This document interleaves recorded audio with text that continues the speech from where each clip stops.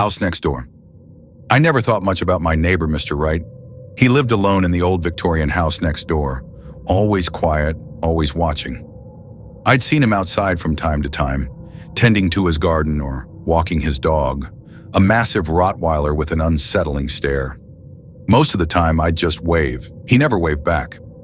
It wasn't until the summer of 2023 that things started to change. I had just moved into the house, a freshly divorced woman looking for a fresh start in a small town outside Chicago. The place was quiet, peaceful, exactly what I needed. I spent my evenings settling in, unpacking boxes, and finding my rhythm. But there was something strange about the house next door. At first it was subtle, little things. The strange noises coming from inside, like muffled arguments or what sounded like a child crying. But Mr. Wright lived alone, or at least that's what I thought. I'd never seen anyone come or go except for his dog. Then one night I saw him standing in his front yard. It was past midnight, and the light in his upstairs window was flickering. I couldn't see his face, just his tall figure, standing motionless, staring at my house. I shook it off as paranoia, telling myself it was just a coincidence. But that night, I couldn't sleep. I lay awake, the sound of my own breathing loud in the quiet room. The house creaked, as all old houses do, but there was something else, something more rhythmic, like footsteps. I pressed my ear to the wall, but nothing was there. I tried to ignore it, to convince myself that I was being irrational. But the footsteps continued. The next morning, I went to check on the neighbor. I told myself it was just a friendly gesture, an introduction to calm my nerves. When I knocked on Mr. Wright's door, there was no answer. The house seemed off.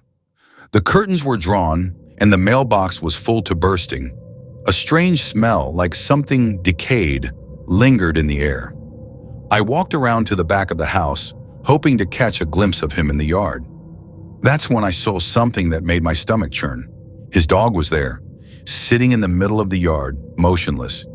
But there was something wrong with the way it was sitting. Its fur was matted, its eyes wide and unblinking, staring directly at me. Suddenly, a chill ran down my spine.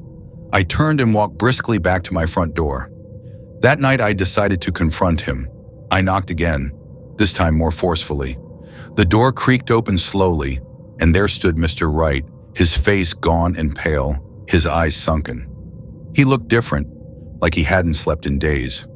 "Can I help you?" he asked, his voice raspy. "I just wanted to check on you," I said, forcing a smile. "I've noticed some strange noises coming from your house. Is everything all right?" He stared at me for a moment, his gaze distant. "Everything's fine," he said slowly. "Just some things you don't understand." The hairs on the back of my neck stood up, but I nodded. "Well, if you need anything," his smile was unsettling, too wide. "I'll be fine. Thank you for checking on me."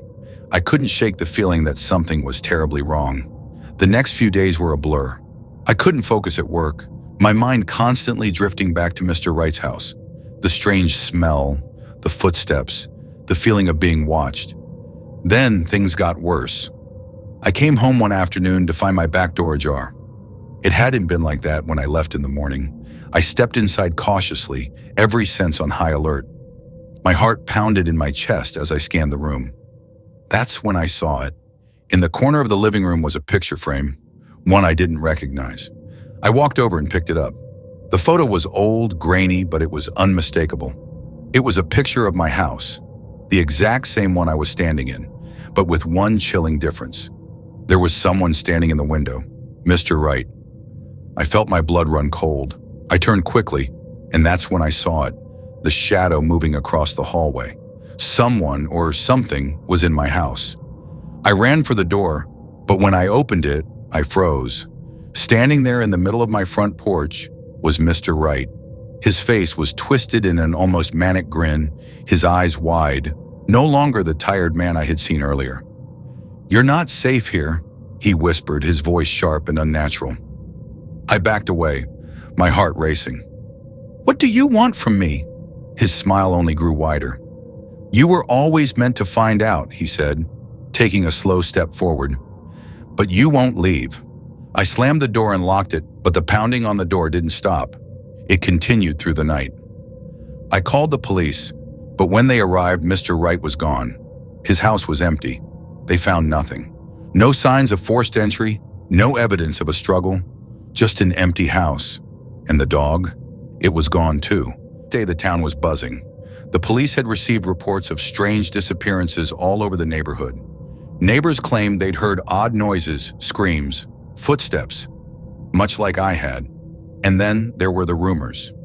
Some said Mr. Wright had been dead for years, his body never found. Others claimed that the house itself was alive, that it fed on fear. Some said the dog was the true owner of the house, and Mr. Wright was its puppet. I don't know what happened that night, but I'm not staying to find out. I sold the house a week later. The police never found any concrete answers. But every time I drive past the old Victorian house, I swear I can see a shadow watching me from the window. And sometimes when I wake up in the middle of the night, I hear footsteps on my front porch. I don't think Mr. Wright is done with me. Thank you for joining me in the shadows. If you enjoyed the journey, please subscribe and share a creepy Vault 45 with friends, because some chills are best when we're not alone.